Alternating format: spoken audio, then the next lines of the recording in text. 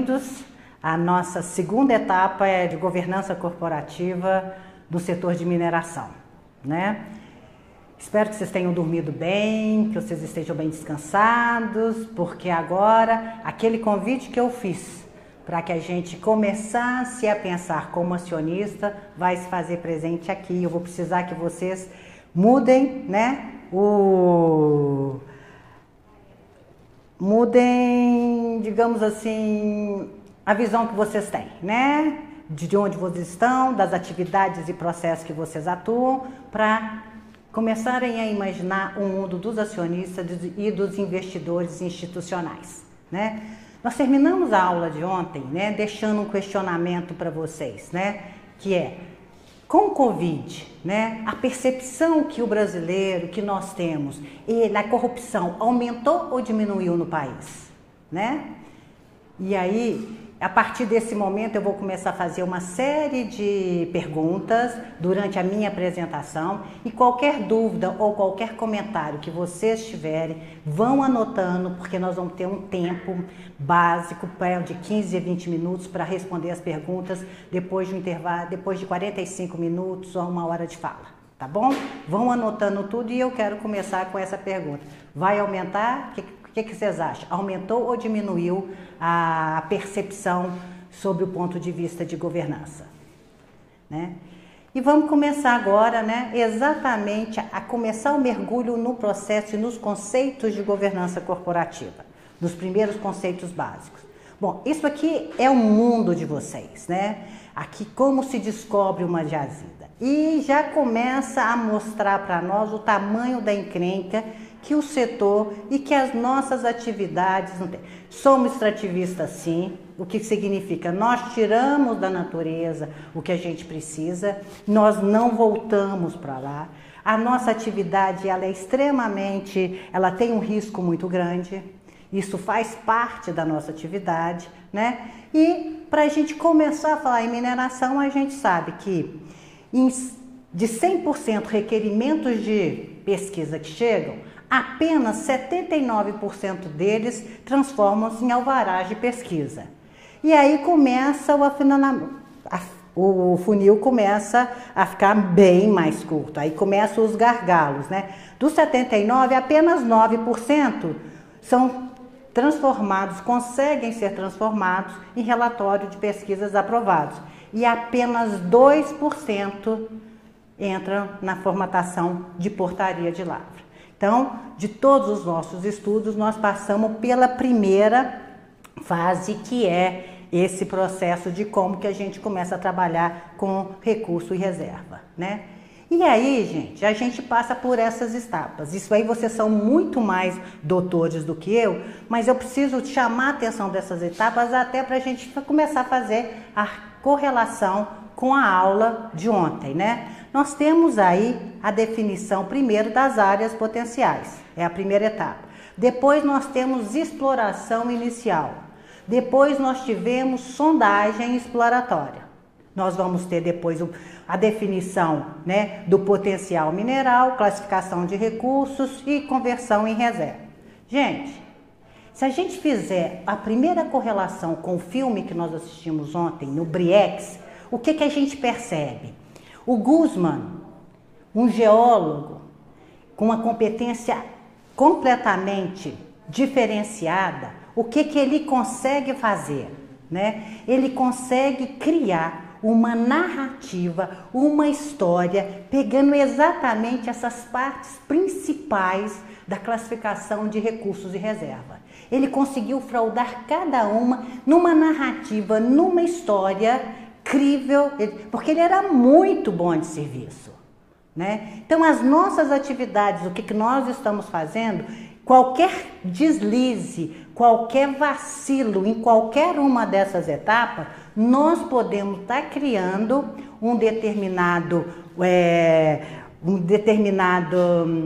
determinada consequência que muita gente vai pagar e vai pagar muito caro, tá? E aí nós já trouxemos aí o Guzman nessa parte.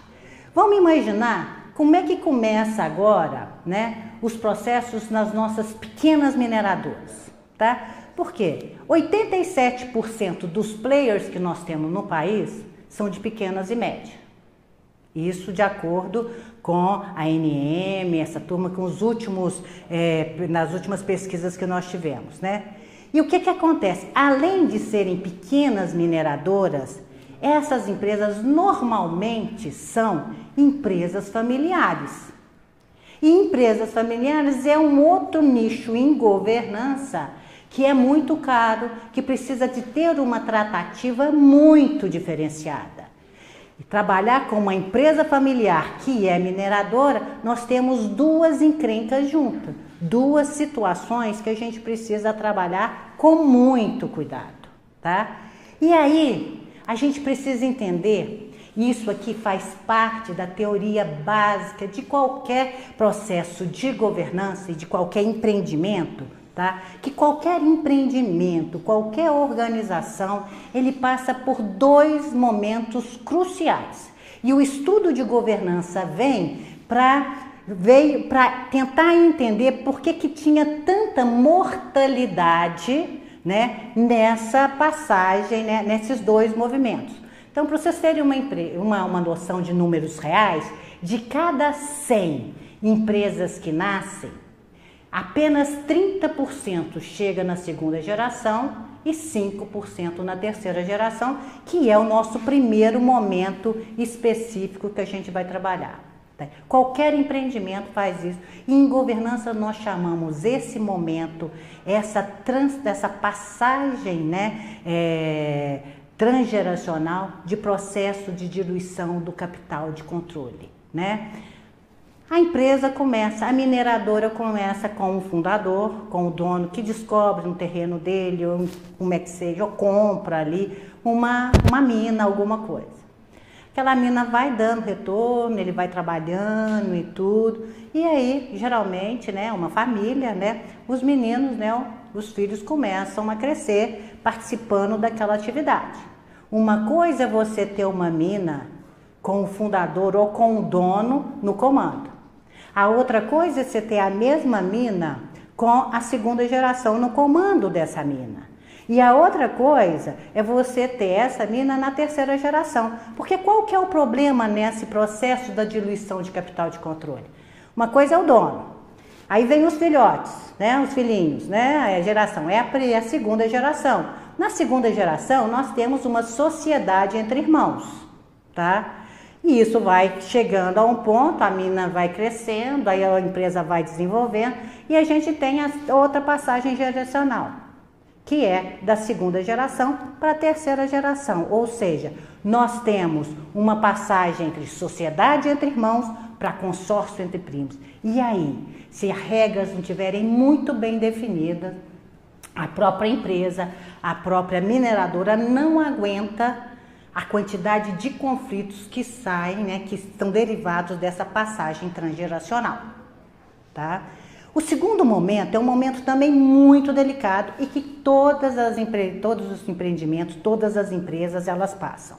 A primeira, né, que é o divórcio entre a propriedade e gestão. É o momento que o dono sai da gestão e contrata um executivo de mercado para tomar conta dele, daquele negócio dele. Ele não deixa de ser dono, vai para um conselho, vai para uma outra instância, mas traz alguém de mercado que tem MBA, que entende do negócio para tomar conta. Esse é um outro momento muito importante que a gente precisa levar em consideração no estudo de governança. Por quê, gente? Quando você coloca um gestor para tomar conta do dia a dia da sua mina, esse gestor tem alguns interesses nessa mina que podem ser muito diferentes dos donos, dos interesses do dono. E começa a tomar ação e tomar decisão na mina pensando muito mais no seu próprio benefício do que no interesse do dono. E esses dois movimentos é a razão de qualquer processo de governança. É o momento que a gente precisa. Ou você percebe que a geração da sua família, a empresa está indo bem, os meninos estão chegando, tem interesse ou não tem interesse pelo negócio, você precisa organizar. você precisa criar critérios para que como você vai manter essa mina ao longo do tempo, produzindo, sendo a fonte de sobrevivência da família, e como é que você vai harmonizar essa passagem transgeracional. Ou também na hora que você percebe que extrapolou a competência da família para lidar com aquele negócio, aí está indo muito bem, mas você precisa de maior competência para lidar no dia a dia, você traz um executivo de fora. Esse é um outro momento. O estudo de governança veio para entender por que é tão difícil, né? Por que é tão desafiador esses dois momentos. Então, as raízes de qualquer processo de governança vêm nesse momento. Para os representantes de empresas pequenas que estão do outro lado da telinha aí, né? Qual que é esses movimentos que vocês estão vivendo? Processo da diluição de capital de controle, nós estamos naquela fase de passagem transgeracional do fundador para a segunda geração, da segunda para a terceira, ou nós já estamos na fase de profissionalização da nossa mina, né? Onde a gente já tem a presença de um executivo. Como é que a gente pode fazer isso, né? Em que ponto que vocês estão? Porque se você tiver e se você se reconhece em um desses momentos, já está no momento de você ter o mínimo, né? A mínima estrutura de governança necessária para garantir que a sua empresa, que a sua mina tenha condição de sobreviver, né? Aguentar os trancos daqui para frente e garantir a sustentabilidade dela. Tá? Esses são os dois momentos que são cruciais, tem tudo a ver com as empresas familiares pequenas que nascem e tudo a ver com a mineradora também pequena e média. Esses dois momentos precisam ser trabalhados e direcionados de uma forma muito competente, porque senão, se não fizerem, ele simplesmente não vai ter nenhuma chance de garantir uma sustentabilidade do negócio ao longo do tempo. Governança vem para garantir um negócio ao longo do tempo, gente. E a gente precisa blindar esse negócio, até porque a sobrevivência das famílias estão ali, né? Sobreviver. Então você tem que blindar esses negócios e dependendo do caso, e dependendo da situação que se encontra, você tem que blindar o negócio dos próprios donos, tá? Então vamos seguindo. A questão síntese que envolve tudo isso que nós falamos até agora, né, é que quando a gente fala que tanto na passagem transgeracional quanto na hora que a gente contrata um gestor para tomar conta da nossa mineradora, da nossa mina, né, quando você faz esses dois ali, nós temos que imaginar que mexer com governança e na hora que a gente está tratando esses dois momentos, nós estamos essencialmente falando de uma outra palavrinha, de um outro termo que é muito caro para a governança e que é a essência, a síntese de qualquer processo de governança, que são os conflitos de agência. Ou seja, conflitos entre agentes econômicos no resultado ou na gestão da empresa. De onde vem e qual que é o racional desses conflitos, né? Isso aqui é a teoria da firma, gente, tá? E que isso é incorporado na teoria da governança corporativa. Nós temos, primeiro, o agente principal em qualquer processo de governança é o dono, é o acionista, é o agente principal, porque ele está ali, que é ele que aporta, é ele que coloca boa parte do patrimônio dele em um determinado negócio. Os acionistas são os agentes principais. E o que um acionista quer? Ele quer o retorno daquele dinheiro que ele está empregando ali, né? Ele quer risco, diversificação, ele pensa na alocação de recursos e tudo. Esse acionista, esse agente principal de governança, ele contrata os gestores, tá? Que são os agentes executores. Os agentes executores, os gestores, são especialistas em mercado, são especialistas em estratégia, né? Sabem da manha dos negócios, né? E quando o acionista ele contrata o gestor, ele espera que esse gestor esteja tomando decisões no seu dia a dia que sejam mais importantes e que vão garantir a sustentabilidade da empresa ao longo do tempo. Ou seja, o acionista pensa que o gestor que está ali está tomando decisões pensando na empresa ao longo do tempo, aquilo que é melhor para a empresa. Mas o que é essa relação de agência? Enquanto o acionista está pensando que o gestor, no dia a dia, está tomando as melhores decisões que vão garantir o negócio ao longo do tempo, muitas vezes o gestor está tomando as decisões pensando no seu próprio benefício. Isso é a essência. Mexer com governança é mexer com esses conflitos o tempo inteiro, tá? E vamos mais um pouquinho para depois a gente lançar uma série de perguntas, né? Nós temos 2 tipos de conflitos de agência no mundo e isso, né, depende muito de como o capital social das empresas é organizado dentro de um país, dentro de um continente. Então nós temos, vamos lá, né, a primeira tipologia, né, uma tipologia onde você tem a dispersão da propriedade acionária muito grande. Tem muita gente, todo mundo que investe, por exemplo, em mercado de capitais. É muito o que acontece nos Estados Unidos, Austrália, Canadá, Nova Zelândia, né, Inglaterra. É muito esse processo. O financiamento predominante é o mercado de capitais, ou seja, todo mundo tem uma segunda, terceira renda via mercado de capitais. Então, todo mundo aplica em bolsa, todo mundo sabe o que é isso. E nesses países, você tem uma dispersão muito grande da propriedade acionária. Ou seja, é muito difícil você ter alguém com 5% de uma empresa, tá? Nessa tipologia de ambiência de corporativa, nós temos muito bem definido a separação entre a propriedade e gestão. Muito bem. Os proprietários, os acionistas, é todo mundo que aplica, é o pessoal de mercado, desarticulado, querendo só os dividendos, querendo só que as ações aumentem cada dia que passa mais, para colocar mais dinheiro no bolso, né? E os gestores ali, né, que estão ali na empresa. Ora, nessa tipologia, onde você tem essa dispersão da propriedade acionária e está muito separado, quem é o gestor que está dentro das empresas fazendo acontecer e os acionistas todos articulados, é muito comum aparecer a figura do gestor oportunista. Porque como os acionistas estão querendo só o dividendo, só as ações, cada dia que passa mais valorizado, eles não querem saber o que está acontecendo ali dentro. Eles estão querendo, vão aportando e estão comprando. E ali, o gestor tem a faca e o queijo na mão para fazer o que quiser, da forma que quiser. É a mesma coisa se a gente fizesse a transposição para a governança do Estado, pessoal. É a mesma coisa. Quem são os acionistas do Estado? Nós, os contribuintes. Nós, através do elemento do voto, nós colocamos lá quem? Os nossos gestores. Imaginando o quê? Que os nossos gestores, que nós, através do elemento nós colocamos ali, esteja pensando minimamente, ou tomando as decisões minimamente na saúde, educação e segurança. Não é isso? Quando a gente vota? Muito bem, qual que é a relação de agência no Estado? Enquanto nós, contribuintes, estamos pensando que quem nós colocamos lá está pensando na saúde, educação e segurança, o que nós vimos na história recente do país?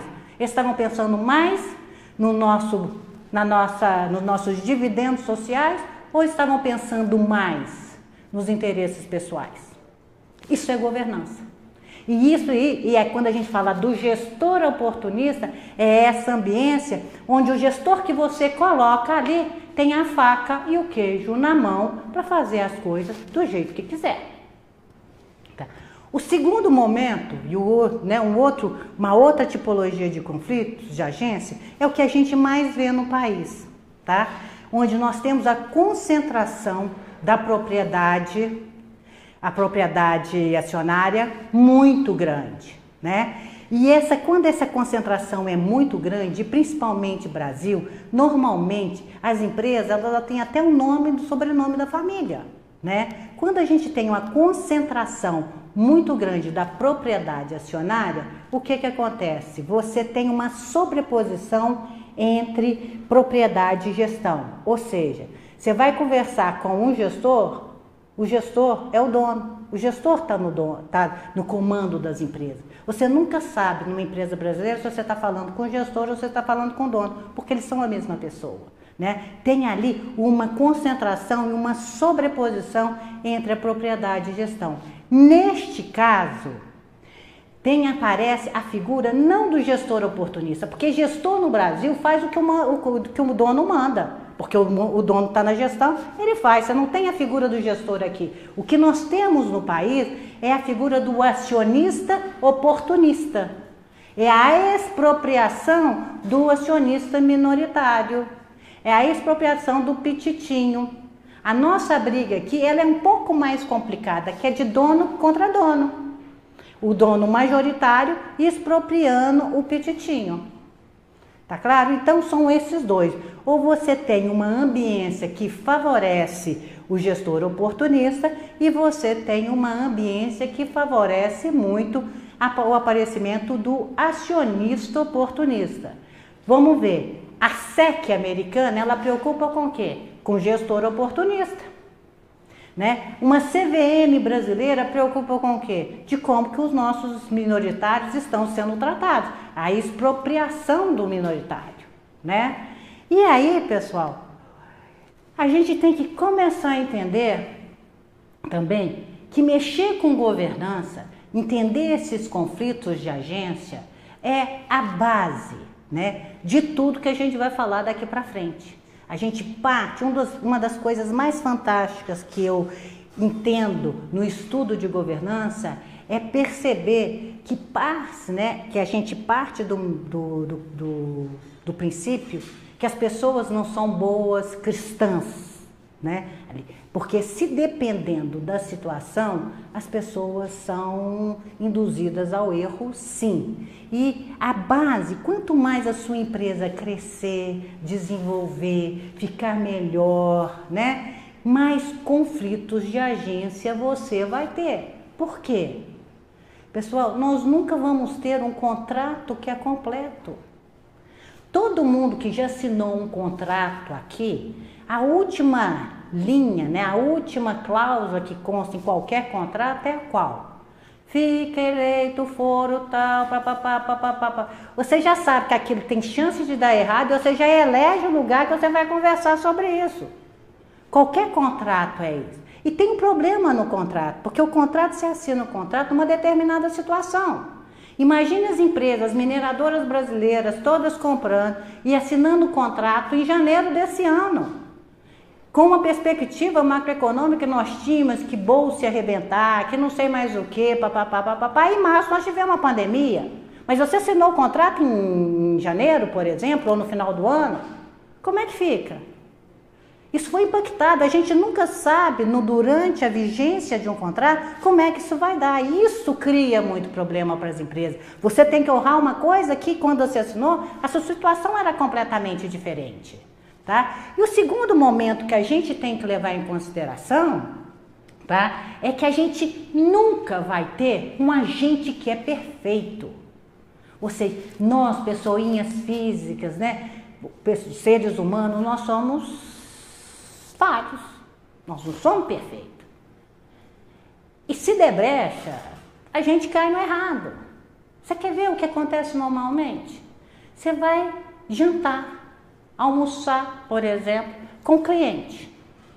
Você está com o cliente no restaurante, pede a conta, pede uma nota fiscal, o que que o nosso garçom pergunta para você? De quanto é? Aí você fala, não, pode colocar o que deu certo. Inclui ou não inclui bebidas alcoólicas? Não. Tá bom escrever despesas para alimentação? Tá legal. Você entra dentro da sua empresa com uma nota perfeita de R$350, por exemplo. Se ninguém pergunta nada, se ninguém questiona nada, se ninguém fala nada, o que que acontece? A próxima vai ser de quanto? E aí por lá.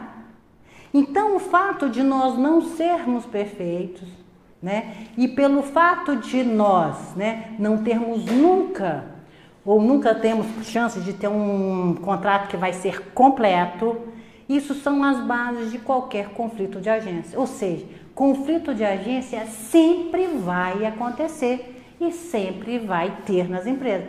Quanto maior a sua empresa, melhor, mais competitiva ela se tornar, mais conflito de agência ela vai ter. E aí, mexer com governança, estruturar a governança é partir do princípio que é encrenca o tempo inteiro. Não é melzinho na chupeta, não é coisa fácil. né? E a gente precisa estar preparado para esse processo. E aí, vamos lá, né, gente? Muito bem, no caso Bre-X, que nós vimos ontem aqui, que vocês viram, Michael Guzman, ele atuou como acionista oportunista ou gestor oportunista? O que vocês acham?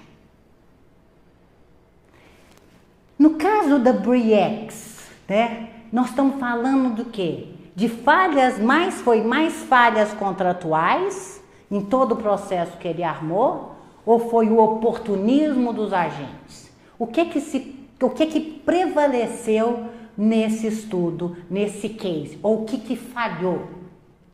Porque entender Bre-X, que ele é emblemático no setor de mineração, é entender, na essência, tudo que nós falamos até aqui. É entender conflito de agência, entender como é que ele, dentro de uma etapa de mineração, aconteceu, como ele, com a mente privilegiada que ele tinha, inteligentíssimo que ele era, né? Ele montou como ia afrontar cada etapa daquela que nós vimos, né? Que vocês viram com Marcela aí, que eu passei rapidamente aqui, né? Como que ele fez, porque... E aí, começar a perceber o seguinte, gente, fraude, confusões desse nível, essa esparrela, só é montada por gente que é muito, mas muito competente. Porque gente Zé Goelinha, Juninho não consegue fazer isso, não tem mentalidade para isso. Né? E a gente tem que ficar muito, entender governança é que a base, né, são esses conflitos, é conflito o tempo inteiro, e você tem conflito de parte de acionista e parte do gestor que está ali tomando conta. Esse é o começo, são as boas-vindas que eu gostaria de deixar para vocês no começo do que a gente está falando aqui. Entender governança é isso. Brasil nos últimos tempos, IRB, recertificadora nossa aqui. O que aconteceu com aquilo ali? Uma das maiores que a gente tinha, novo mercado, bombando no mercado, e acontece aquilo que nós vimos. Gestores tendo toda a oportunidade, conselho estando ali junto com ele, vendo tudo ali, por mais que a gente tenha coisa, por mais que nós tenhamos regras, leis, as coisas. Por que isso acontece, gente? Porque o agente não é perfeito e os contratos não são completos. A partir desse momento, se vocês analisarem quaisquer que sejam ou que possam vir a eventos no mundo corporativo, vocês estão analisando, vocês podem analisar sobre por esse prisma. Acionista oportunista ou gestor oportunista? Problema de contrato ou agente? O que a gente está vendo? Tá? E aí, dentro dessa explicação, que eu espero que tenha ficado claro, a gente entra nos conceitos de governança. De que nós estamos falando? Nós já vimos as bases e as razões dela. Razões são aqueles dois momentos, o processo da diluição de capital de controle e o divórcio entre a propriedade e gestão, e vimos as razões essenciais de um processo, que são os conflitos de agência, que tem duas tipologias, que é o acionista oportunista ou o gestor oportunista. E vimos também as razões desses conflitos. A inexistência do contrato completo e a inexistência do agente perfeito. Então, de que nós estamos tratando? Nós estamos tratando de governança corporativa. E o que é governança corporativa? É um sistema, e eu vou trazer aqui para vocês a definição do IBGC, tá? Do Instituto Brasileiro de Governança Corporativa, que diz que governança é o sistema pelo qual as organizações são direcionadas, monitoradas, incentivadas, envolvendo um relacionamento de quem? Dos donos, acionistas, conselho de administração, diretoria executiva e partes interessadas, junto com órgãos de controle, tá? E esse sistema, ele é montado para quê? Para harmonizar todos os interesses, tanto do dono quanto o máximo dos stakeholders que estão dentro de uma empresa, que fazem parte, que têm contato com a empresa, tá? E aí a gente tem, né, no meu livro com Rosete, nós temos, né, quando a gente foi lançar a primeira edição do nosso livro de governança, o que é que nós vimos, né? Nós chegamos em 2004 a 150 definições de governança. Todas elas, pessoal, todas elas perfeitas, uma complementava a outra, você não tinha uma que a gente poderia, essa vai para o livro e tudo, digo, porque todas eram muito boas e de ótimas qualidades. O que é que nós fizemos? Nós agrupamos, né, esses conceitos em 4 agrupamentos, né? E o primeiro, né, que é ali, né, você tem ali um agrupamento que vai evidenciar a importância das partes interessadas na empresa. Você tem um agrupamento que vai falar sobre o sistema de relacionamentos, que governança é um sistema de relacionamento entre a empresa e a sociedade, entre a empresa, entre os acionistas e os fundos de investidores, ou vão estar trabalhando nesse sistema de relacionamento. E tem outro agrupamento que fala que governança vai enfatizar a estrutura de poder, né? Olha, precisamos de definições claras dentro da empresa, conselho faz isso, diretoria executiva faz isso, ou seja, o chairman, o presidente do conselho, é o cara mais importante, o CEO responde ao chairman, e aí a gente vai enfatizar as relações de poder que tem ali, as estruturas de poder. E o que normalmente os auditores gostam mais, né, é o sistema normativo. Isso faz parte, são práticas e procedimentos que para o jogo dar certo precisa ser obedecido. Mas o que eu gostaria que vocês levassem em consideração e vocês não esquecessem, né, independente de qual que é o agrupamento que cada um de nós acha que é o mais correto ou que tem mais a ver com você, é que quando a gente fala em governança, nós estamos falando daqueles 4 valores que nós dissemos ontem, né? Fairness, que é o senso de justiça, de equidade, transparência, prestação responsável de contas e compliance. Tá? Esses são os valores de governança. E qualquer agrupamento deles vem reforçar esses valores. Tá?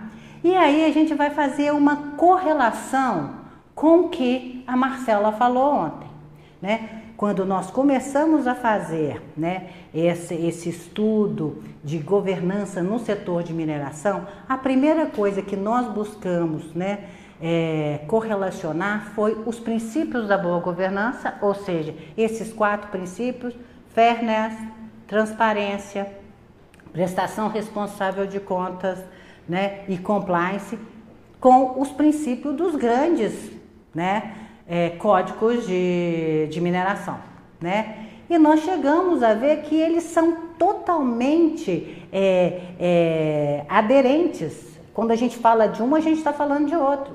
E quando princípios são coerentes, gente, tem jeito de nós criarmos essa sincronicidade, nós estamos falando de processos. Aí fica fácil, porque o problema é quando você tem algum problema com o princípio. Princípio, ou a gente tem ou não tem. Princípio, quem tem não negocia, né? Então, quando você tem uma aderência muito forte, como é a aderência entre os princípios da boa governança com os de mineração, aí podemos estar falando de processos, de melhores práticas, aí o jogo rola de uma forma muito mais tranquila. E aí a gente pode ver, quando a gente fala em transparência dos resultados, a questão das oportunidades, que é o que a gente em governança a gente trabalha, né? A gente liga isso muito claro com a questão da materialidade, aquilo que é relevante. Eu vou ter que falar, eu vou ter que explicar aquilo que é relevante, eu preciso mostrar, evidenciar isso. É o que a Marcela falou muito. Prestação responsável de conta, nós estamos falando da transparência, né?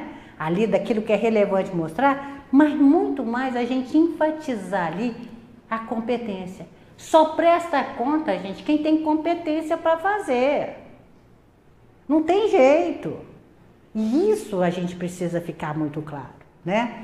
Quando a gente fala em conformidade legal, está de acordo com as leis, nós temos de cara os códigos internacionais que eles batem na mesma tecla, tem uma coisinha diferente outra e tal, até porque são adaptáveis à nação, à história, aos valores, mas todos pegam aquilo que é mais importante, são todos muito coerentes naquilo que eles enfatizam, né? E a questão do senso de justiça, do fairness, de você ser equilibrado com todo mundo que está ali, né? Com os stakeholders, é entender o quê? Que a União é a proprietária, né? O país é proprietário das minas, do solo, subsolo ali. Mas tem uma empresa que recebe ali o certificado para poder ser guardiã daquela coisa. E tem umas partes interessadas e tem os stakeholders ali que precisam ser beneficiados ali também em tudo que a gente está falando. Ou seja, a coerência entre os nossos princípios de governança e de mineração, eles são altamente grandes, né? Essa aderência ela é grande demais e em cima disso nós podemos juntos sair, né? E avançar um pouquinho mais nesses conceitos, tá? Espero que até aqui esteja tudo bem e de novo, se alguém tiver alguma dúvida, vai escrevendo, porque nós vamos, né, ter o espaçozinho daqui a pouco para poder estar falando sobre isso, tá bom? E vamos começar a falar então do jogo mínimo de governança, que é o jogo mínimo que a gente percebe que as pequenas mineradoras e as micromineradoras é o primeiro passo em termos de governança que elas precisam seguir, tá? Então vamos lá. Qual que é o jogo, né? O jogo mínimo, que a gente chama de triângulo básico da governança. Nós estamos falando de um jogo que começa com os donos, né? Os proprietários. Nós estamos falando de um conselho de administração ou um conselho consultivo, o que seja dependendo do ciclo de maturidade da empresa, e temos uma diretoria executiva. O jogo mínimo é esse jogo que a gente está vendo. Tá? E a gente percebe que a cada setinha que sobe é uma que desce, o jogo precisa ser equilibrado. É como o dono chegasse assim para o gestor, né? Para o diretor executivo, para o CEO. Cara, a mina é minha, a empresa é minha, mas você vai ser o guardião dela, você vai trabalhar ela para mim, que eu vou cuidar dos meus outros negócios. O diretor executivo é a turma dele, ó, dono, vai cuidar da sua vida que eu vou trabalhar isso aqui da melhor forma que eu puder e te dar o retorno que você está esperando. Aí o dono fala assim, perfeito, mas eu vou colocar aqui para vocês um conselho de administração que vai falar no meu nome. Eu vou transferir para um conselho o poder de decisão e de influência e vou dizer para o conselho o quanto que eu quero a cada ano de retorno dessa mina.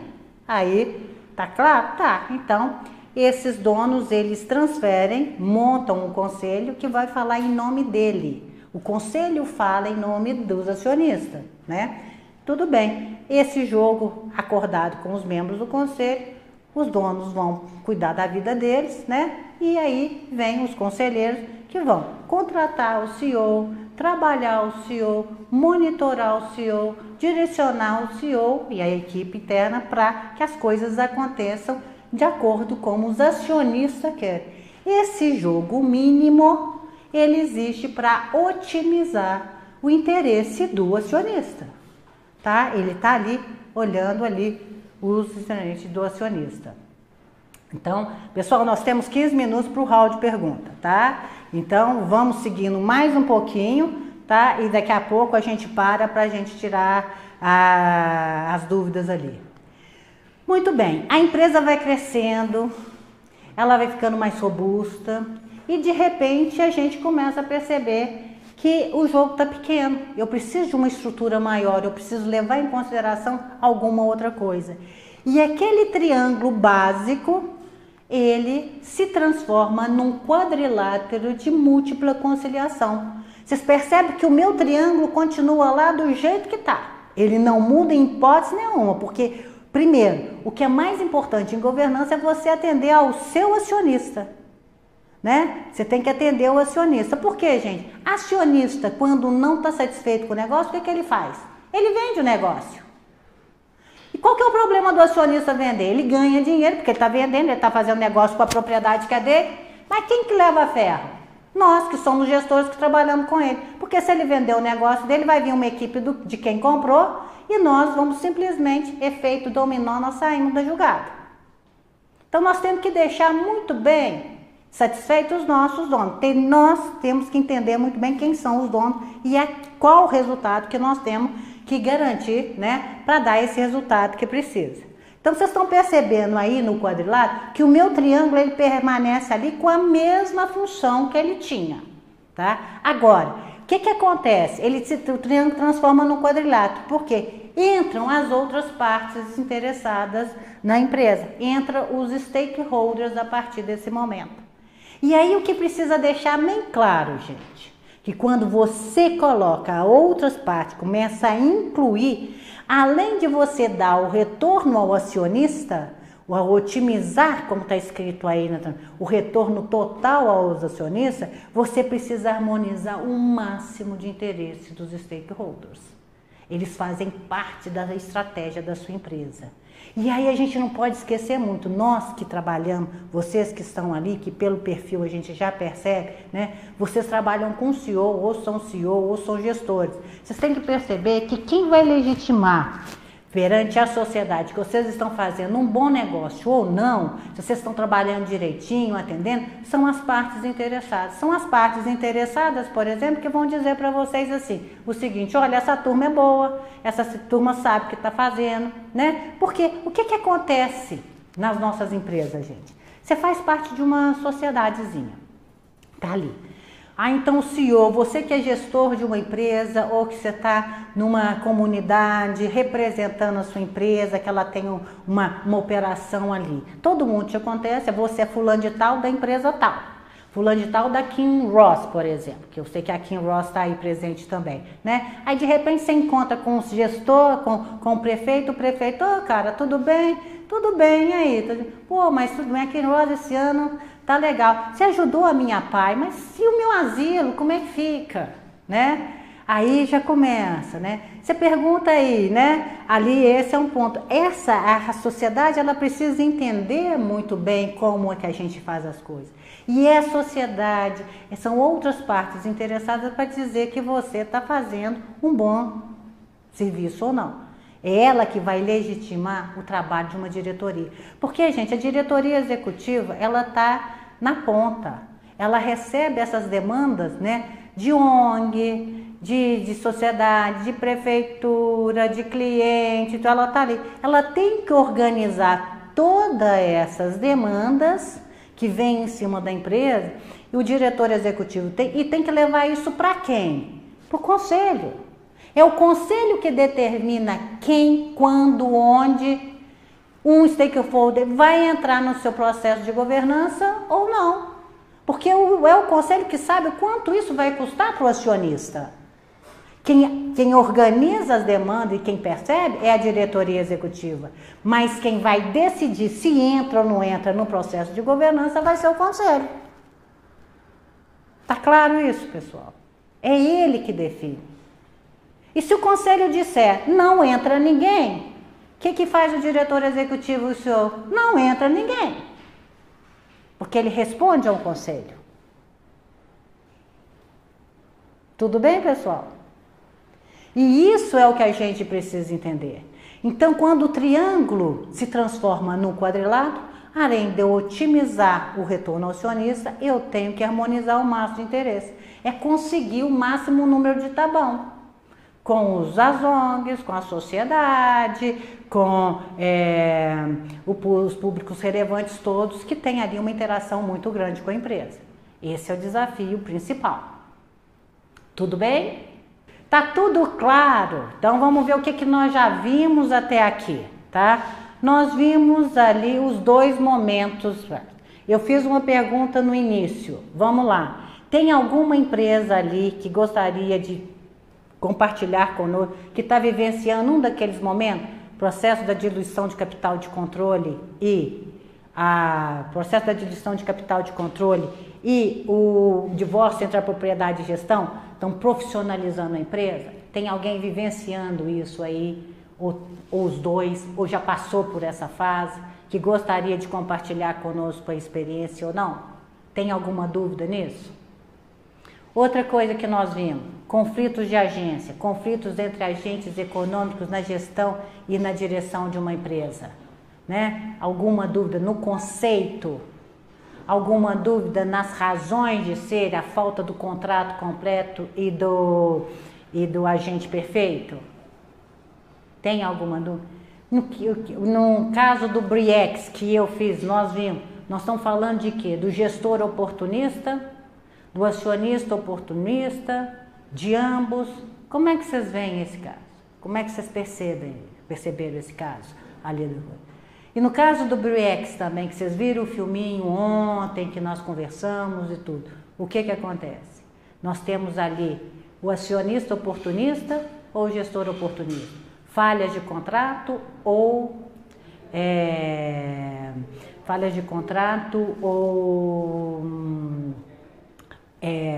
o oportunismo dos agentes. Guzman, o que ele é? O que ele representa mais para nós? Sem perguntas?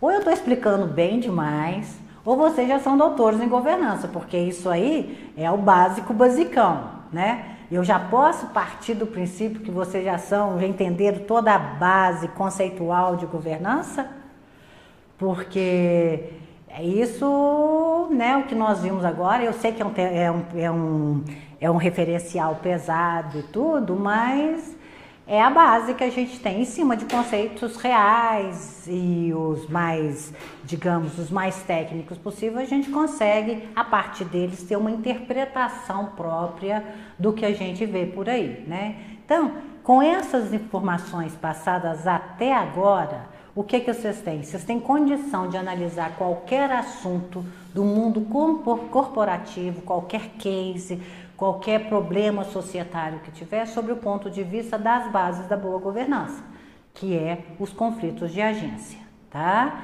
Isso posto, nós vimos também, né, o triângulo básico de governança, que é o jogo mínimo, quando você tem os proprietários, conselho e diretoria, e quando esse triângulo se transforma num quadrilátero, né, de múltipla conciliação, né? Então, o triângulo transforma no quadrilátero porque entra a outras partes interessadas.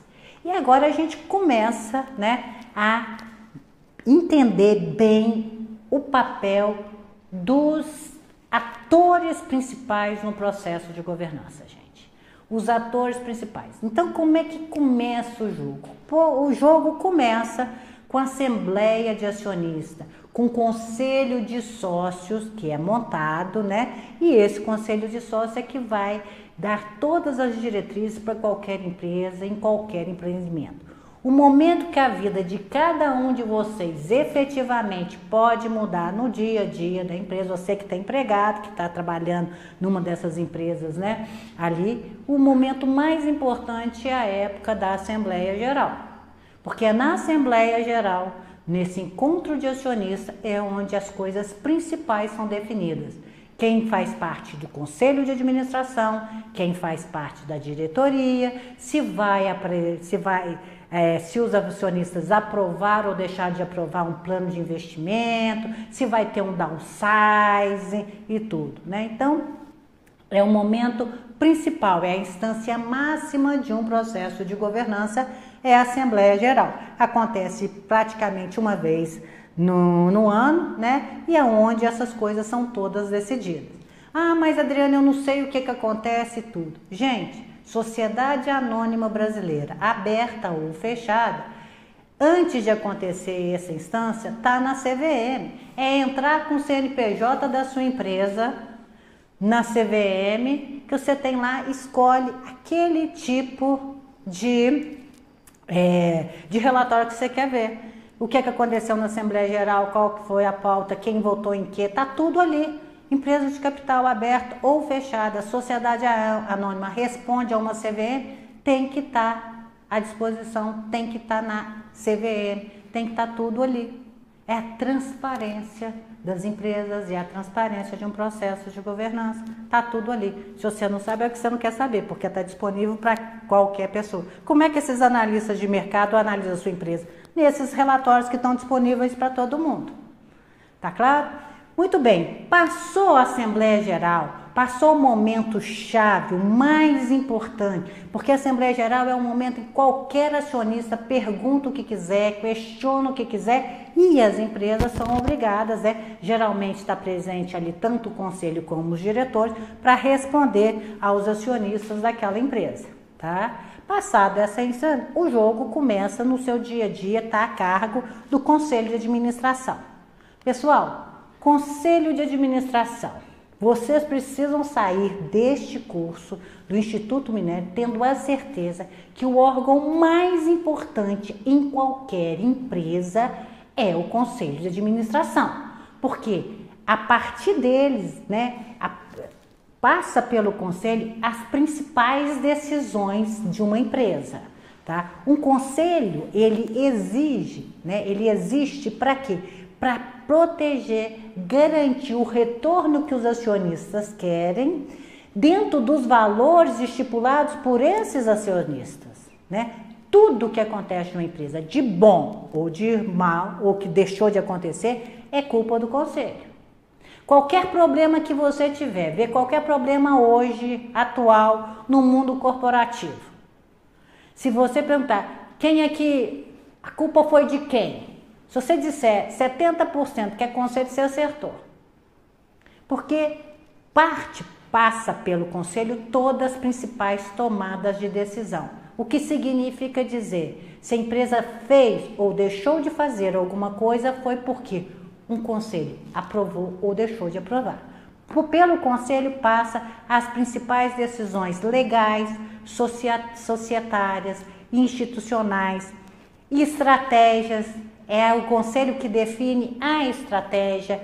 Quem faz a estratégia é o CEO, gente, é a diretoria executiva. Mas quem toma a decisão se vai fazer ou não é o conselho, tá? Tudo que é relacionado à gestão. E aqui a gente precisa entender uma coisa muito importante nesse jogo, nessa estrutura de governança. É o conselho de administração que escolhe, avalia, monitora, remunera, contrata e demite um CEO. Um conselho, ele demite o CEO numa reunião de conselho, se assim for necessário. Porque é prerrogativa de um conselho a contratação, a remuneração e a demissão desse cara.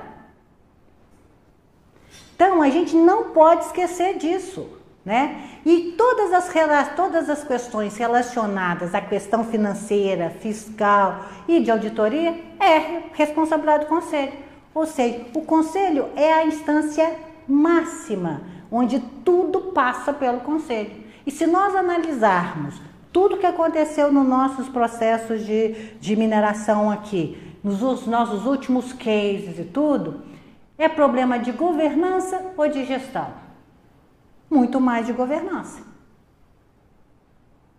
Tá claro, pessoal? E aí a gente precisa deixar isso muito claro, porque as pessoas, às vezes, quando eu estava na Uzi Minas, demorei muito tempo a entender que tinha um conselho em cima, porque como a gente olha para cima, a gente só consegue ver a estrutura do CEO, dos diretores, a gente não consegue perceber que em cima deles tem uma estrutura de poder, né? E é difícil para um piso de fábrica entender que tem um conselheiro, o que é um conselheiro, o que faz um conselho, é muito difícil porque está muito longe. Mas nós que estamos fazendo esse curso e isso chegando tão para frente, é importante que a gente entenda que o conselho é hoje o foco principal de um processo de governança. Nós precisamos entender isso, tá? Porque só assim nós vamos entender o que faz uma diretoria executiva, tá? Uma diretoria executiva, ele existe para fazer o quê? E vamos aí, estou falando aqui, o que eu disser para a diretoria executiva, eu estou dizendo para vocês, né, que alguém que responde a alguém, que responde a alguém, que responde a um diretor, que responde a um CEO, tá? O que eu disser para a diretoria executiva, eu estou falando para vocês. Gestor, diretor executivo, existe para fazer o quê, gente? Para exercer a gestão executiva de uma organização. O que significa fazer acontecer, gente? Né? O que é fazer a gestão executiva? Fazer acontecer. Nós somos pagos para fazer acontecer. Gestor, que é gestor, faz acontecer. Tem que fazer acontecer focado em quê? Naquele melhor resultado que o acionista quer, que é a primeira coisa, harmonizando o máximo dos interesses dos stakeholders, né? Criando valor para a sociedade. Olha para você ver como nós somos necessários para fazer o jogo rodar, né? E maximizando o máximo do retorno dos investidores, dos investimentos que é colocado dentro da empresa, tá? A diretoria executiva, ela executa. Ela tá aí para executar. E o CEO, quando ele é muito bom, né? Quando ele é muito bom de cela mesmo, a primeira coisa que ele entende, ele é entender a manha do conselho, quem são os conselheiros, para quem eles representam e tudo, e ele consegue fazer na tratativa, junto com o conselho, o que está acontecendo, ele consegue olhar, ele consegue trabalhar ali e colocar isso numa linguagem que um conselho, ele entende, né? E ele vai aprovar, ele sabe como levar as coisas para ali, né? E aí a gente precisa entender esse jogo, né? Aí, faz parte da diretoria executiva propor as melhores estratégias para a empresa. E o conselho, o que ele vai fazer? Ele vai escolher essas estratégias, né? E o que é muito importante acontecer, gente, que a gente precisa entender, é que como o CEO, né, a diretoria executiva está ali para fazer acontecer, né, ele que faz, ele prepara todo o material que vai para o conselho, para uma tomada de decisão do conselho, ele tem que perceber, né, a importância, e isso é uma importância para todo mundo, né, e isso é parte da diretoria executiva, né, que o que garante uma propriedade, um negócio ao longo do tempo, é um processo de sucessão em todos os pontos, né, e cabe, quando o CEO ele é importante, e ele sabe da importância dele ali, o que é? Ele vai sempre preparar ali a sua sucessão, quem vai ficar no lugar dele, porque depois que passar o tempo dele, ele vai para um conselho e deixa no lugar dele alguém que vai falar, né, que é cria dele, né? Então, quando se tem essa preocupação de sucessão em todos os níveis, né, é uma coisa interessante que o CEO pode fazer ou deve fazer. Quando ele é inteligente, percebe o jogo de governança, a primeira coisa que ele faz assim, vou para o conselho e tal, e eu vou pegar depois do CEO, o que ele tem que, como tá, eu quero ser o chairman, presidente do conselho, e ele vai ter como um chairman um poder que ele nunca teve como CEO, porque o direcionamento estratégico quem dá é o conselho, né? E aí a gente precisa entender essas duas coisas. Quando a gente pega o triângulo básico de governança e analisa esse triângulo básico sobre o ponto de vista das boas práticas de governança, nós olhamos para os proprietários, para os donos e a gente fala assim, esses donos estão de acordo com as boas práticas de governança. O que a gente vê? A gente mede, a gente percebe, a gente precisa perceber a coesão entre os acionistas. Empresa que tem acionistas brigando em função de alguma coisa, tá? Aí a empresa começa a esculhambação completa. A coesão dos acionistas é a coisa importante. Numa empresa, uma mineradora pequenininha, se você tiver 3 irmãozinhos no Conan, um querendo tirar tudo que tem da mineradora e investir nela, por exemplo, outro querendo vender a mineradora e o outro querendo só os dividendos, o que acontece? Essa empresa, essa mineradora não vai para frente porque não tem coesão entre os donos dela. Então, a coesão é a coisa mais importante sobre o ponto de vista de boas práticas, analisando a propriedade. Você olha um conselho consultivo ou um conselho de administração que é montado nessa estrutura e pergunta, isso está de acordo com as boas regras de governança? A gente vai medir o quê? A interação entre o conselho de administração.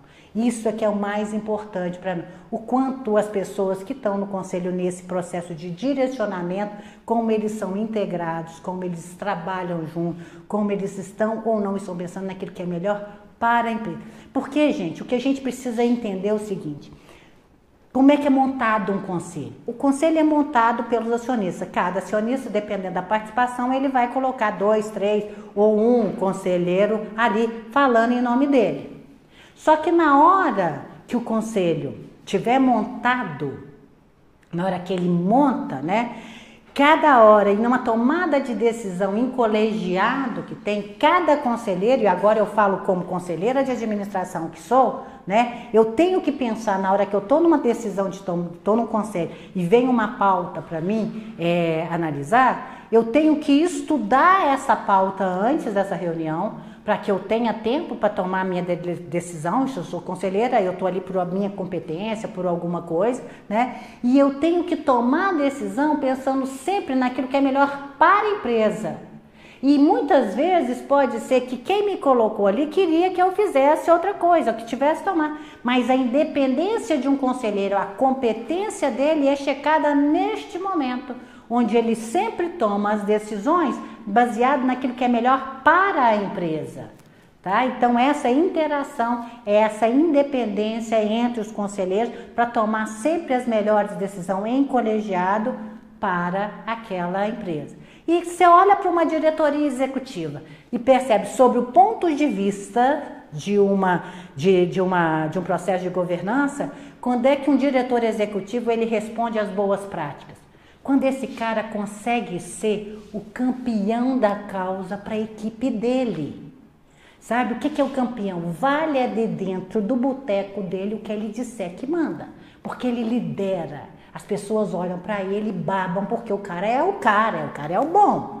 Né? Isso é ser o campeão da causa para a equipe dele. Agora, quando a gente pensa no triângulo de baixo, que é, né, a questão do poder de um processo de governança, o racional é um pouquinho diferente. Nós vimos aqui relativo às melhores práticas, coesão para os acionistas, a questão da interação para o conselho e a liderança, ser o campeão da causa para uma diretoria executiva. O mesmo processo, o mesmo triângulo sobre a questão de poder num processo de governança, né? Então, eu olho para os proprietários e falo, quem é que tem mais poder? O que tiver maior condição de direito de voto.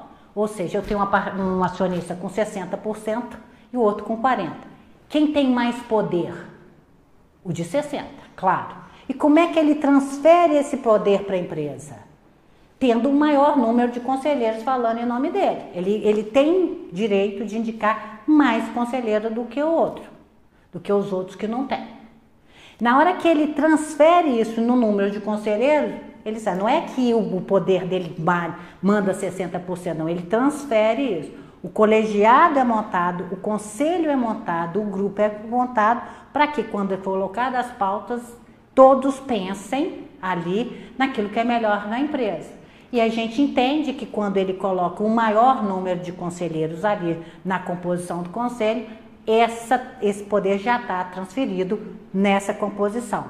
Você olha para um conselho de administração e analisa esse conselho, ele tem poder. Quando é que um conselho tem poder?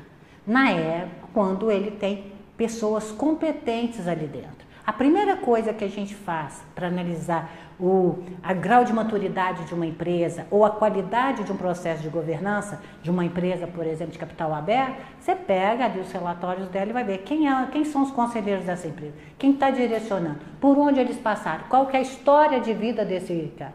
Porque são 3 atributos hoje que são considerados para uma pessoa estar no conselho. Primeiro, o envolvimento construtivo.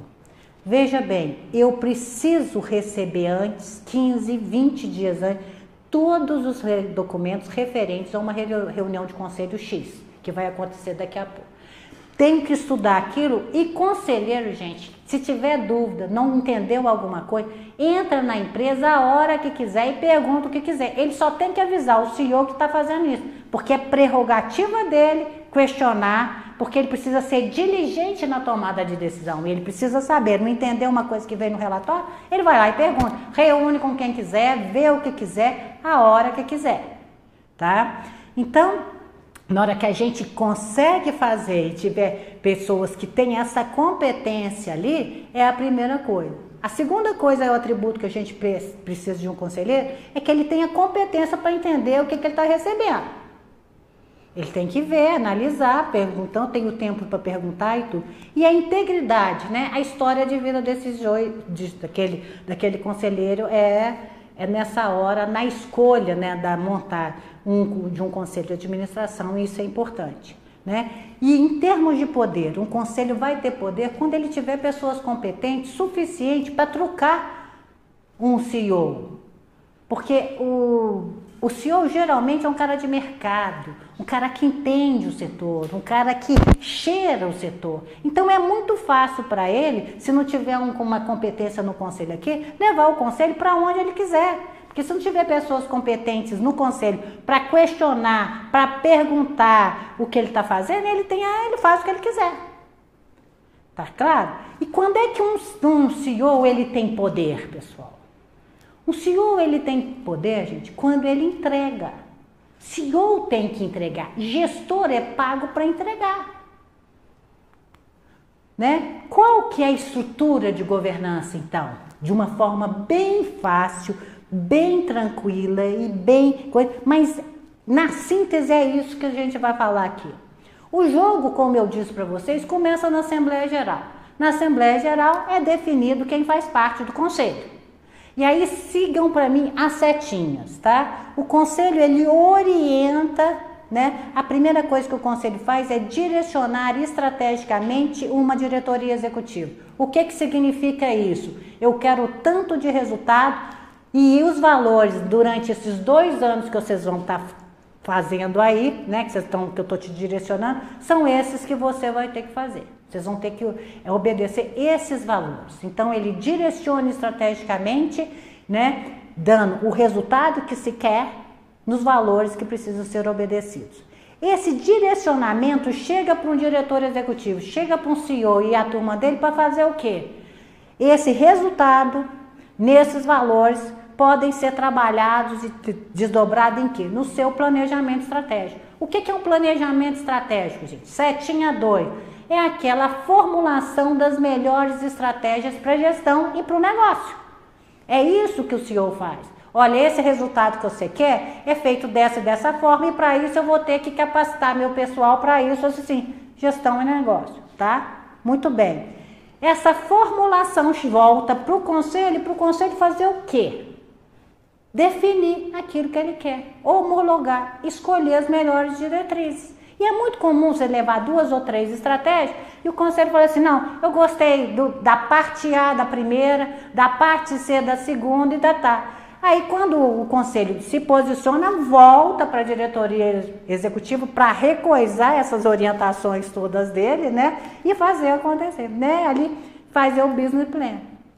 Fez esse business plan, definiu, recoisou, volta para o conselho, aprovou, o que cabe a uma diretoria executiva fazer depois de formular as melhores estratégias para gestão e negócio e elas forem aprovadas ao conselho? Cabe simplesmente a execução. O que faz um CEO? Ele formula as melhores estratégias para gestão e para o negócio e faz acontecer.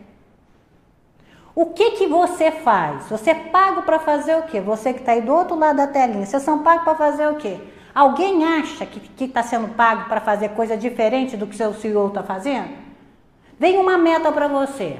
Você olha a meta e fala assim, ah, meu Deus, como é que eu vou conseguir isso aqui? Eu tenho que formular a forma que eu vou fazer isso acontecer e como eu vou fazer acontecer.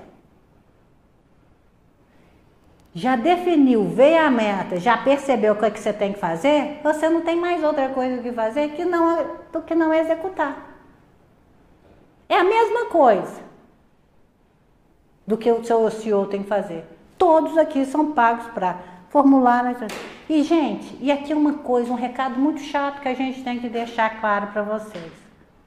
Se você for alguém que responde a um diretor, que responde a um CEO, quando você receber a sua meta, que vocês já devem estar recebendo agora, porque o planejamento já está vindo, não cabe a nenhum de vocês questionar essa meta. Nem juiz de valor nessa meta vocês têm que ter. Por quê? Porque isso não faz parte da atribuição de vocês. Vocês são pagos para fazer acontecer. Tá claro isso? É chato, mas é a realidade. Entender isso, as coisas ficam mais fáceis.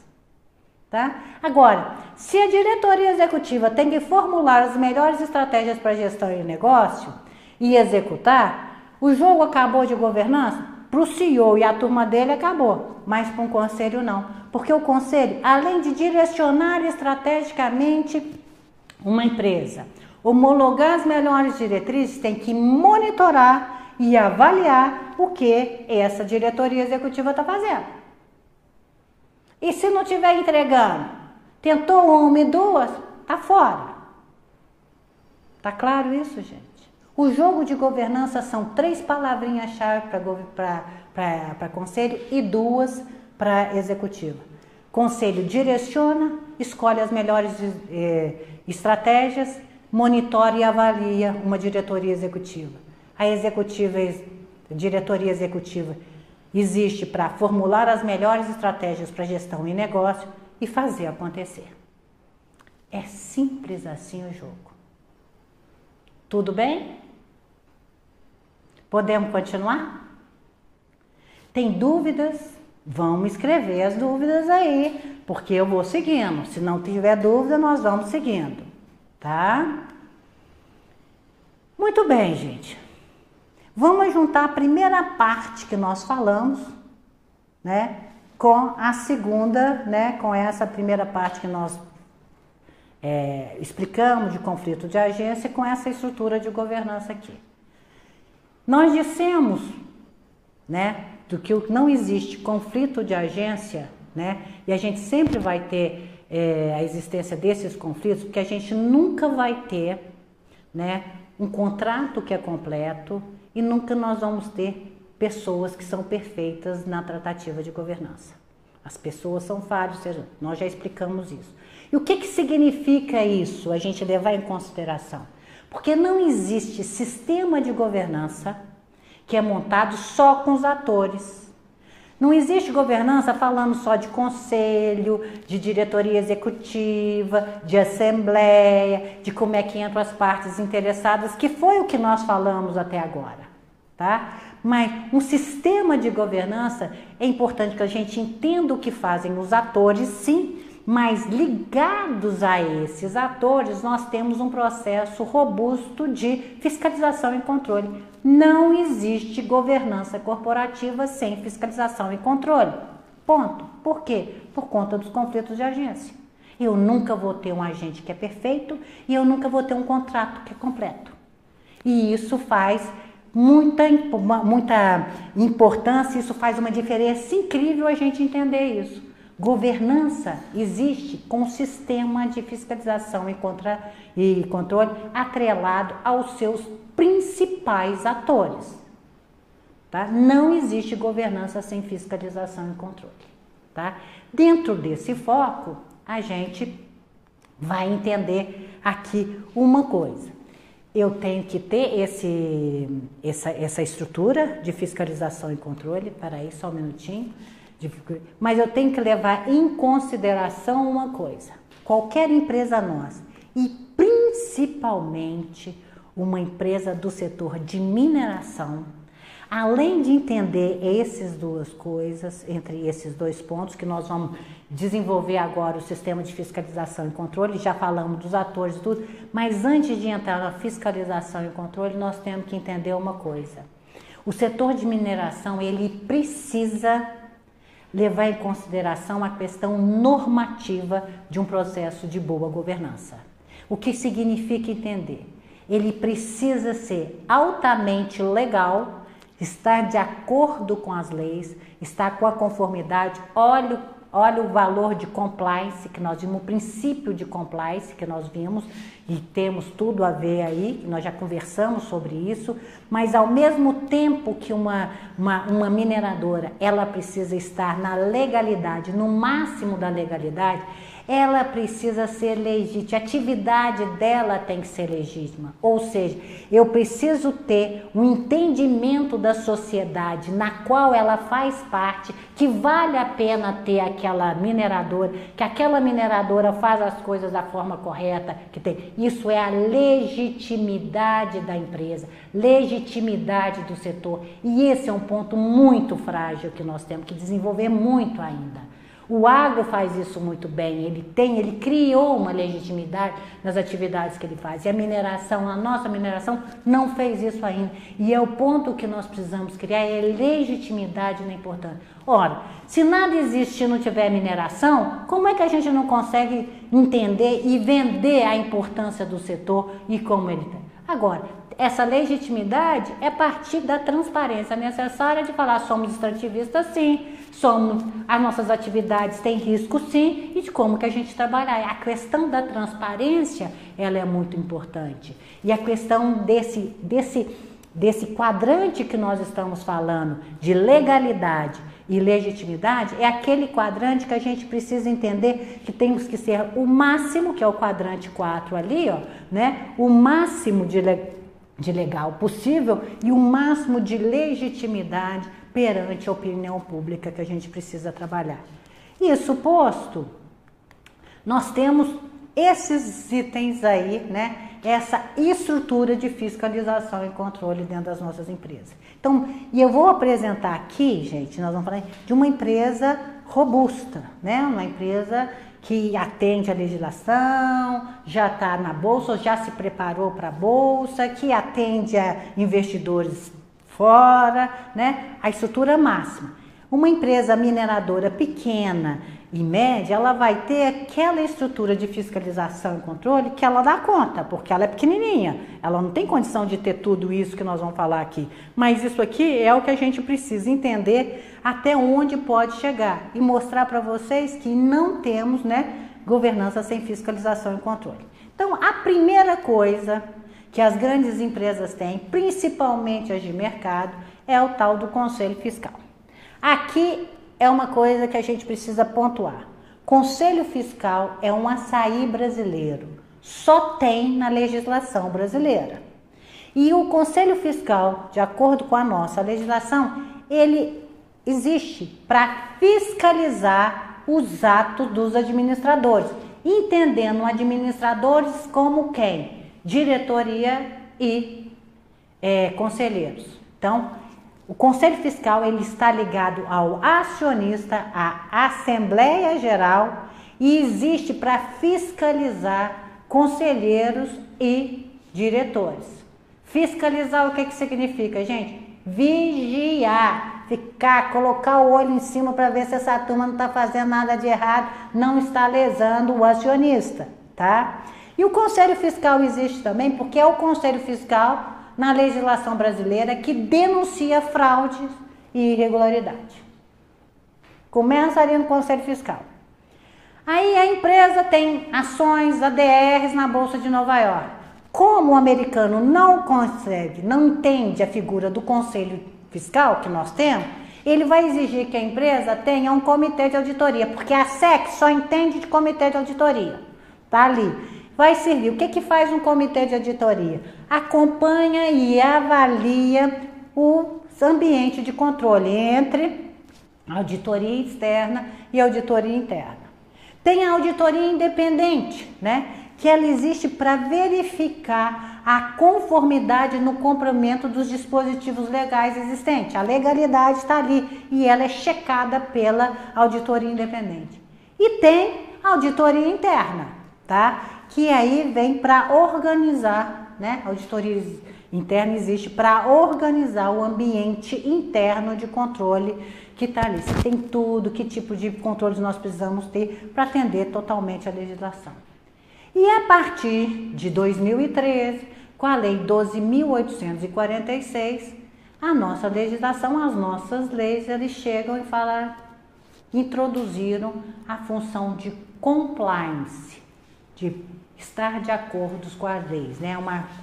Exigindo que se tenha dentro das empresas uma equipe formalizada de compliance. E compliance vem das empresas introduzindo duas palavrinhas-chave. A primeira, integridade e resiliência.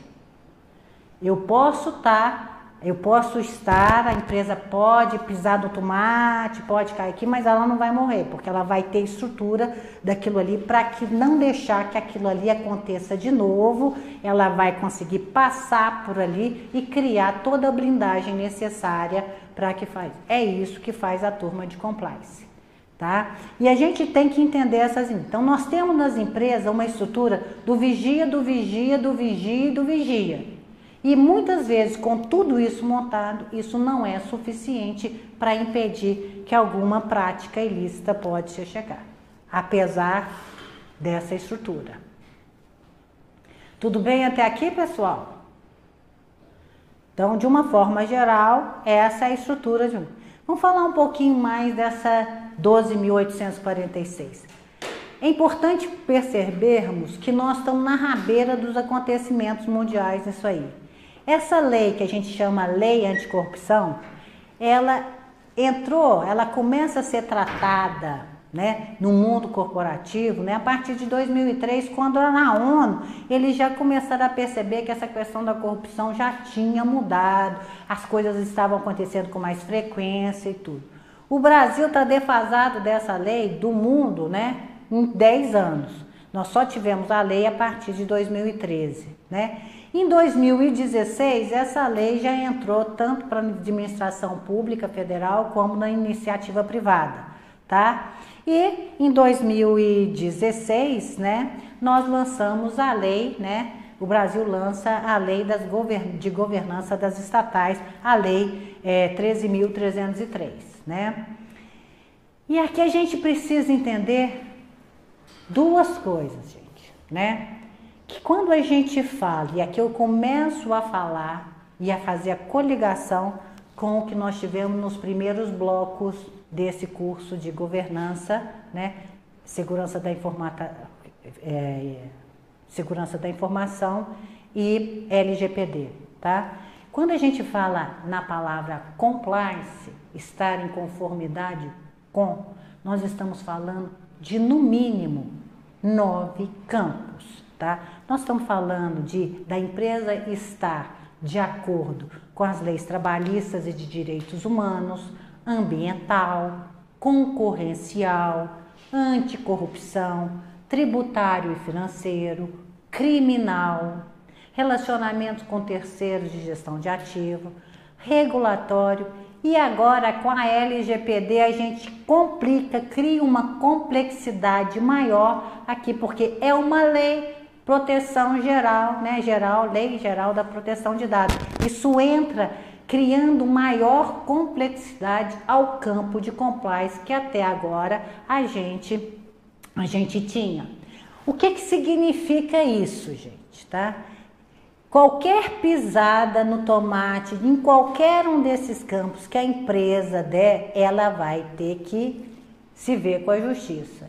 E pior, qualquer agente, qualquer administrador que assinou, colocou a marca dele e tudo, o CPF desse cara, desse gestor, desse analista, desse laudista, está sobre júdice, tá?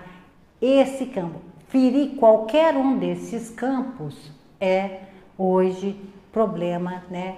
A sua integridade civil e criminal está sobre observação, tá? Então, entender que quando a gente fala de compliance, nós estamos falando da abrangência completa das leis que fazem parte, ou que o setor da qual a sua empresa faz parte é impactado, é o primeiro recado que a gente precisa dar aqui, né? E são 9 campos, né, com a introdução da LGPD. É um dos campos de compliance que tem que ficar muito claro, tá?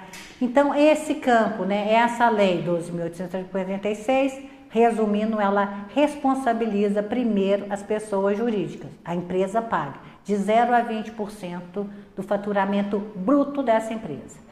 Depois que a empresa faz, eles vão correr atrás de quem? Das pessoas, dos administradores das pessoas jurídicas, né? Da pessoinha física, do CPF, quem é que participou disso aqui. E vai responsabilizar também as autoridades que tiveram envolvidos ali naquela operação ou naquela situação. O que a gente não pode deixar de ver que essa lei, ela é de uma abrangência muito grande.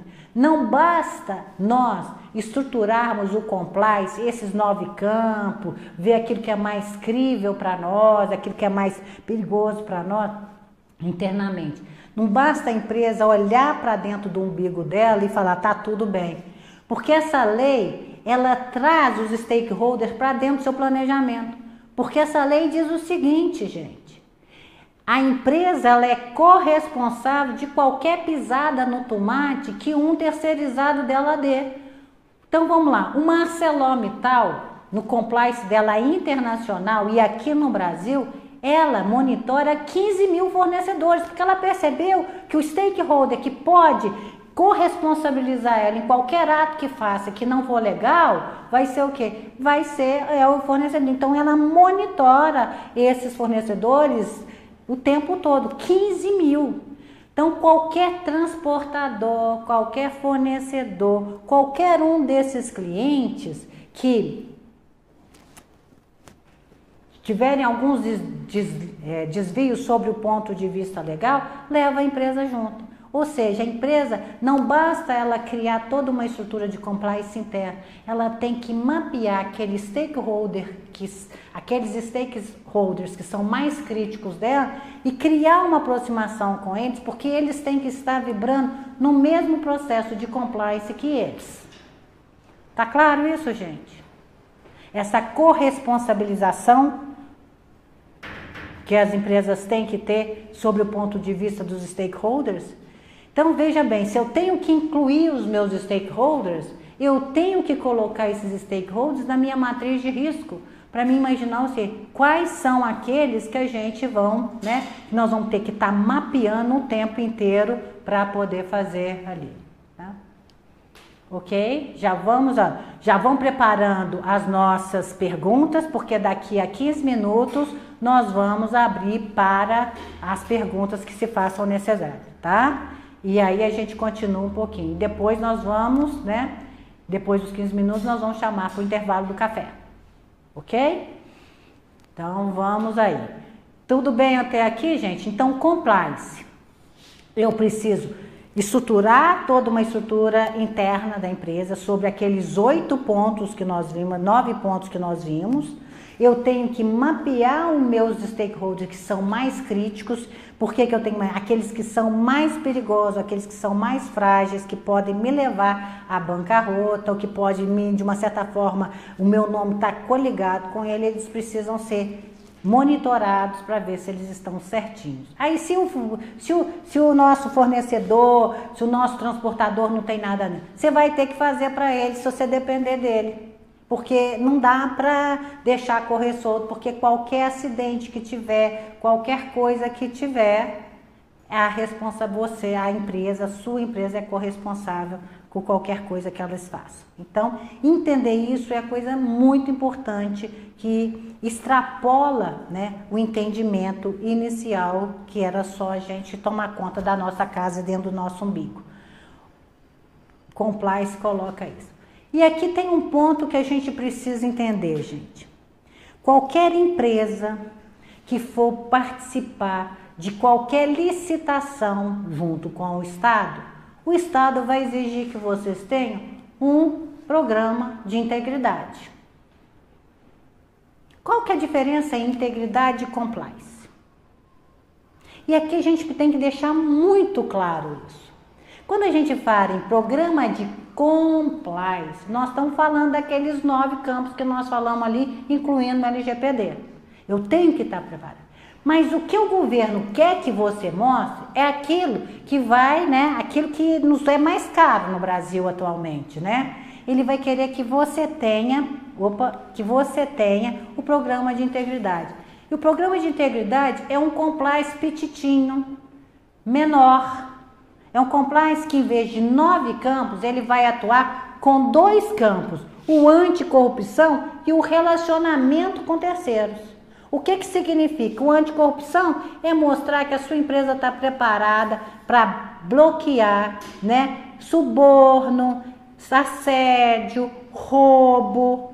Ela tem estrutura para bloquear internamente com o pessoal ali essa questão anticorrupção. E o relacionamento com o terceiro é o que é? É o stakeholder seu, que é crítico, e você vai ter que criar uma política específica de relacionamento com ele. Ele vai ter que assinar te dizendo assim, que é uma forma de proteger a própria empresa. Quando você tem uma política e ele entende que a política é essa, que ele não pode fazer uma série de coisas, porque isso vai atrapalhar o seu compliance. Então, o programa de integridade é um programa, né, que todas as prefeituras, todos os governos estão exigindo que qualquer pessoa, qualquer empresa que preste contas a ela tem que fazer, que é esse programa, que abrange só 2 campos, o anticorrupção e o relacionamento com o terceiro. Então, o anticorrupção, gente, de novo, o que é? Né? Assédio, roubo, suborno, assédio moral e assédio sexual, né, que a gente fala, é isso ali. Como é que a gente precisa estar aí, como é que a gente trata isso ali dentro, né? Então, você tem ali as políticas internas de relacionamento anticorrupção, o monitoramento principalmente das áreas comercial, financeira, de suprimento, todo mundo que tem acesso ali, que são as áreas mais sensíveis a isso tem. Eu tenho que estar treinando as empresas todas, eu tenho que ter uma tratativa dentro da empresa, né? Uma visualização, isso aí tem que estar muito claro dentro do meu código de conduta, né? Claro aí que o funcionário tem que ver, tem que assinar e tem que ser treinado para que aquilo não possa acontecer, né? E quando a gente fala no relacionamento com o terceiro né? E gestão de ativos é o seguinte, né? Quem é que eu preciso ter uma política específica de relacionamento para ler? E gestão de ativos, né, gente? A questão é o descarte da mina. A mina deixa de saber, né? E é bom eu chegar, tá ali durante muitos anos, eu vou fazer parte daquela comunidade e tudo. E como é que eu vou estar preparando o descarte dessa mina, parar a operação? Então, hoje em dia é muito importante que você tenha muito claro como você vai utilizar aquele ativo e como você vai descartar isso e como a sociedade onde ele está inserido vai ser beneficiada nesse processo. Quer dizer, eu posso ganhar muito tempo, mas eu tenho que sair deixando a sociedade muito melhor do que ela chegou. Um grande problema que nós estamos tendo e vamos ter com Brumadinho por enquanto, Brumadinho está vivenciando uma fase fantástica, né? Estão vivenciando ali um processo econômico que normalmente não era parte dele, mas como tem uma grande empresa bancando ali uma série de coisas que está acontecendo em Brumadinho, tudo bem. A questão é, quando parar essa ajuda, quando isso terminar, porque isso é finito, porque a função da empresa não é bancar a sociedade, aquela comunidade, ela está correndo atrás de um processo que ela deve fazer. Mas isso todo mundo sabe. Como é que está sendo preparado a cidade em relação a isso? E isso é gestão de ativos. E isso é coisa, isso aí é estratégia hoje empresarial que a gente tem que levar em consideração ali. Então, eu preciso mapear esses terceiros, né? Esse relacionamento, mapear esses terceiros dentro da empresa de uma forma estratégica e definir quais são as políticas de relacionamento que eu preciso ter ali. Então, para a gente fechar esse bloco, é o seguinte, né? Aqui está a estrutura conceitual de um processo de governança. Assembleia Geral, da Assembleia Geral eu determino quem faz parte do Conselho e quem faz parte da diretoria executiva. Ligado ao Conselho eu posso ter alguns comitês técnicos, né, para ajudar o Conselho a tomada de decisão. E aí eu tenho as pessoas ligadas diretamente à diretoria executiva, né, as unidades de negócio e as unidades de serviço. Prestem atenção, coligados aos principais atores, nós temos ali, olha, o nosso sistema de fiscalização e controle ali, né? Conselho Fiscal atendendo à Assembleia Geral, auditoria independente, auditoria interna e comitê de auditoria atendem a um conselho, respondem a um conselho. O problema da 12.846 que ela diz, né? Tem que ter uma equipe formalizada de compliance, mas a lei não diz aonde colocar. E as empresas têm uma liberdade de colocar dentro da estrutura operacional delas e estratégica dela onde é que seria a melhor localização do processo de compliance. Mas o que a gente precisa entender bem aqui é, sem estrutura de governança não existe compliance. E sem compliance, a responsabilização legal dos gestores pode ser implacável. O que a responsabilização, né? O que pode ser imputado aos gestores é uma coisa que vai existir, já existe e muitas vezes isso significa simplesmente seus bens bloqueados e o seu CPF sujo pro resto da vida, quando não for responder a processo civil e criminal. Esse é um ponto que a gente deixaria aqui para vocês, tá?